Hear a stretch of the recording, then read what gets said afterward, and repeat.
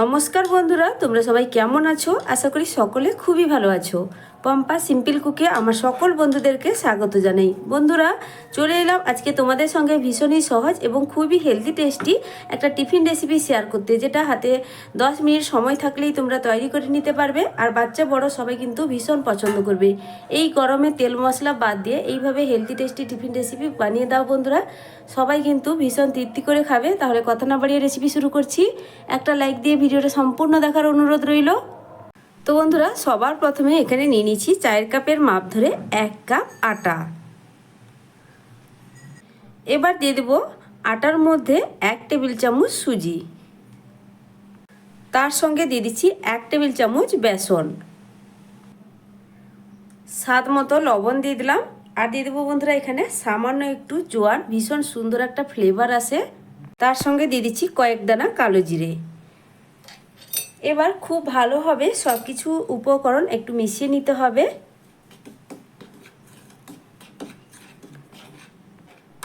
এবার এর মধ্যে অল্প অল্প করে জল দিয়ে আমি এখানে সুন্দর একটা মিডিয়াম ডো তৈরি করে নেব। তবে এই যে জলটা নিয়েছি এটা কিন্তু ঠান্ডা জল নয়, ঈষৎ উষ্ণ গরম জল। তবে একটা আঙুল খুব ভালোভাবে ডুবিয়ে রাখা যাচ্ছে এমন গরম নিতে হবে।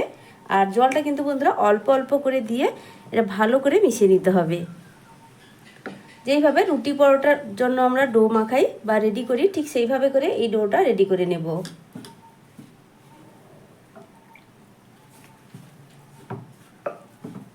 তো বন্ধুরা, আমি কিন্তু এখানে সব পরিমাণ অল্প নিয়েছি, কারণ আমি টিফিনটাই অল্প করে বানাবো। তবে তোমরা যদি বেশি করে বানাতে চাও তাহলে এখানে পরিমাণটাও তোমরা একটু বাড়িয়ে নিবে বা দেখে বুঝে ব্যবহার করবে। ভীষণই সহজ এবং হাতের কাছে থাকা উপকরণ দিয়ে ঝটপট এই টিফিন তৈরি হয়ে যায়। তো বন্ধুরা, রেসিপিটা সম্পূর্ণ দেখার পর অবশ্যই তোমাদের একটা মূল্যবান মতামত জানাবে। ভিডিও না দেখে প্লিজ বন্ধুরা কেউ কমেন্ট করবে না। এখন দেখো বন্ধুরা, খুব ভালোভাবে কিন্তু আমার এখানে আটার ডো তৈরি হয়ে গেছে। এবার এটাকে কিছুক্ষণের জন্য এক সাইডে সরিয়ে রেখে দেব। ততক্ষণে এই টিফিনের জন্য একটা ঝটপট পুর বা স্টাফিং বানিয়ে দেখাবো। বন্ধুরা, কে কোথা থেকে আমার ভিডিও দেখছো, ভালোবাসা দিয়ে আমার পাশে থাকবে, একটা লাইক এবং একটা হাইপ করে। তো দেখো এইভাবে ঢাকা দিয়ে সাইডে সরিয়ে রাখলাম। এরপরেই বসিয়ে দিয়েছি গ্যাসে একটা কড়াই। আর কড়াইয়ের মধ্যে দিয়ে দিচ্ছি একদম অল্প পরিমাণ একটু সর্ষের তেল। এই ধরো চা চামচের 1 চামচ মতো সর্ষের তেল দিলাম। তেল গরম হয়ে গেছে। হাফ চা চামচের থেকেও একটু কম পরিমাণে দিয়ে দিলাম গোটা জিরে। তারপরে দিয়ে দিচ্ছি একটা ছোট পেঁয়াজের অর্ধেক পরিমাণ পেঁয়াজ আমি কুচিয়ে নিয়েছি। আর ঝালের জন্য একটা কাঁচা লঙ্কা ব্যবহার করলাম। তবে বন্ধুরা, ঝালটা তোমরা যে যেভাবে পছন্দ করো ঠিক সেই বুঝেই দিবে। বাচ্চাদের জন্য বানাতে চাইলে ঝাল একটু কম দেওয়াই ভালো। পেঁয়াজ এখানে খুব বেশিক্ষণ ভাজবো না। দেখো বন্ধুরা, 2-4 বার মতো একটু নাড়াচাড়া করে নিয়েছি। এবার তার মধ্যে আমি দিয়ে দেবো কয়েকটা সবজি। তো সবজির মধ্যে এখানে নিয়েছি সামান্য একটু ক্যাপসিকাম কুচি, আর নিয়েছি এখানে মিষ্টি আলু, যেটা আমরা রাঙা আলু বলি।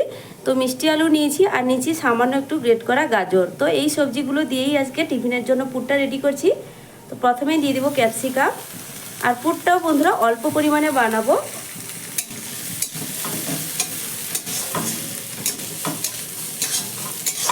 ক্যাপসিকাম দেওয়ার পর 2-4 বার একটু নাড়াচাড়া করে নিয়ে বাকি সবজিটাও এর মধ্যে দিয়ে দেবো।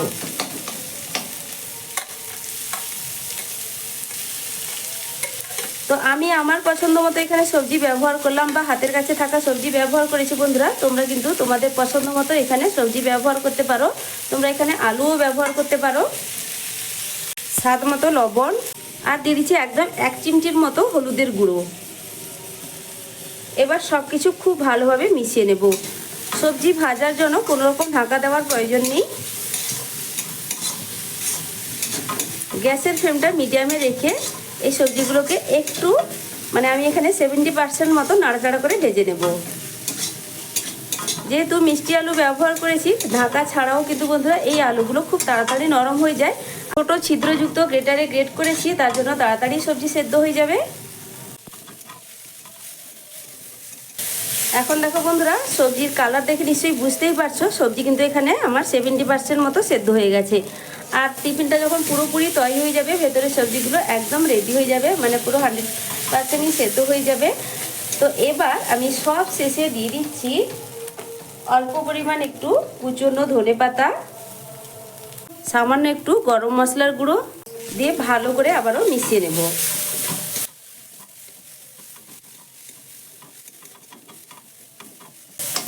এবার গ্যাসের ফ্লেম বন্ধ করে দিয়ে এটাকে একটা পাত্রের মধ্যে আমি তুলে রাখছি একটু ঠান্ডা হওয়ার জন্য।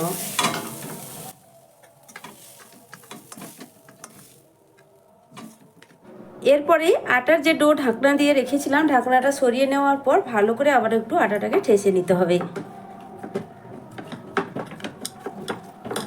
এবার এখান থেকে আমি লেচি কেটে নেব। তো একটু বড় সাইজ করে আমি এখানে লেচি তৈরি করে নিচ্ছি। তো দেখো বন্ধুরা, ঠিক এইভাবে করে আমি লেচিগুলো তৈরি করে নিচ্ছি। এরপরে দেখো বন্ধুরা, হাতের সাহায্যে একটু গোল পাকিয়ে নিচ্ছি। আমার রেসিপিগুলো তোমাদের কেমন লাগে বন্ধুরা আমাকে কিন্তু অবশ্যই কমেন্ট করে জানাবে। তোমাদের মিষ্টি মিষ্টি কমেন্ট পড়তে আমার ভীষণই ভালো লাগে। আমি অনেকটাই কাজের উৎসাহ পেয়ে থাকি তোমাদের কমেন্ট পড়ে। তো দেখো প্রত্যেকটা একইভাবে আমি গোল গোল করে পাকিয়ে নিচ্ছি। আর কোনো রকম এটা কিন্তু বেলন পিঁড়ি লাগবে না, হাতের সাহায্যেই কিন্তু এগুলো বানিয়ে নেব। তোমরা কিন্তু বেলন পিঁড়ির সাহায্য নিতে পারো। এবার দেখো আমি এই পুরটা নিয়ে নিলাম এক সাইডে, দিয়ে দেখো ঝটপট তোমাদেরকে বানিয়ে দেখিয়ে দিচ্ছি। এইভাবে হাতের সাহায্যে একটা বাটির শেপ দিয়ে দেবো প্রথমে। একদম ঝটপট বন্ধুরা বানিয়ে নিতে পারবে। বাচ্চারা এইভাবে টিফিন পেলে খুবই খুশি হয়ে যায়। আর তোমরা বড়দেরকেও একবার এইভাবে বানিয়ে দিয়ে দেখো, তারাও কিন্তু ভীষণ পছন্দ করবে। আর এখন তো ভীষণ গরম পড়েছে, এই গরমে রোজ রোজ তেল মশলাদার খাবার শরীর স্বাস্থ্যের জন্য খুবই খারাপ। তো এইভাবে যদি কম তেল মশলায়, নামমাত্র তেল মশলা দিয়ে কিন্তু এই রেসিপিগুলো খুব সহজেই তৈরি হয়ে যায়। তো এইভাবে বানিয়ে দিলে সবাই কিন্তু ভীষণ পছন্দ করবে। তো দেখো বন্ধুরা, বাটির শেপ দিয়ে নিয়েছি। এবার কিছুটা পুর নিয়ে এর মাঝখান বরাবর এইভাবে দিয়ে দেব। একটু বেশি করে পুরটা দিলে খেতে কিন্তু বেশ ভালো লাগে। তো দেখো এবার মুখটা ভালো করে সিল করে দিতে হবে। ঘুরিয়ে ঘুরিয়ে চারদিকের মুখটা আমি এইভাবে বন্ধ করে দিচ্ছি।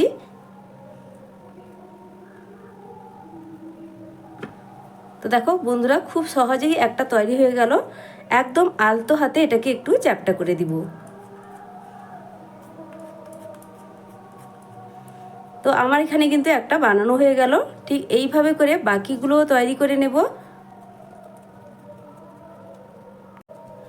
এই বাটির শেপ দেওয়ার সময় যদি খুব বেশি তোমাদের নরম মনে হয় ডোটা, তাহলে একটু হাতে শুকনো আটার গুঁড়ো ব্যবহার করে নিতে পারো। তো দেখো বন্ধুরা, আবারও বাটির শেপ দিয়ে নেওয়ার পর কিছুটা পুর দিয়ে দেবো। একইভাবে তোমাদের আবার একটা বানিয়ে দেখিয়ে দিচ্ছি। এইভাবে দিয়ে দিলাম, তারপরে ঝটপট আবার এর মুখটা বন্ধ করে দিচ্ছি।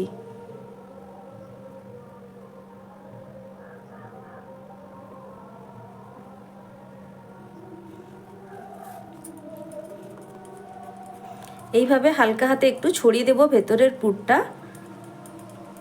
তাতেই কিন্তু তৈরি হয়ে যাবে। তো দেখো এইভাবে আবারও একটা তৈরি করে নিয়েছি। এইভাবে বন্ধুরা বাকি দুটো তৈরি করে নেব, তারপরেই ফিরে আসছি। এবার টিফিনগুলোকে ভেজে নেওয়ার জন্য গ্যাসে একটা ননস্টিক ফ্রাইং প্যান বসিয়ে দিয়েছি।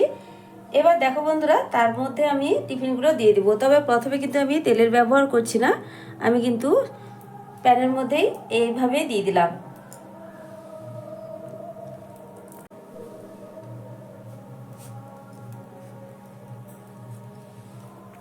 গ্যাসের ফ্লেম মিডিয়াম টু লোয়ের মাঝখানে রেখে দুই পিঠ উল্টে পাল্টে একটু প্রথমে সেঁকে নিতে হবে।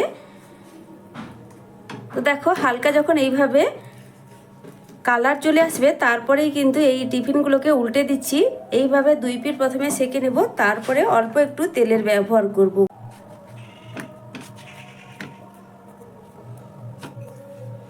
তো এগুলোকে আমি কিন্তু হাতের সাহায্যে আরেকটু করে বড় করে নিয়েছি।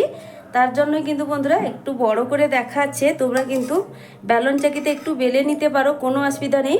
তো দেখো বন্ধুরা, 1 চা চামচ তেল দিয়ে দিলাম। এতেই কিন্তু সব টিফিনগুলোই ভাজা হয়ে যাবে।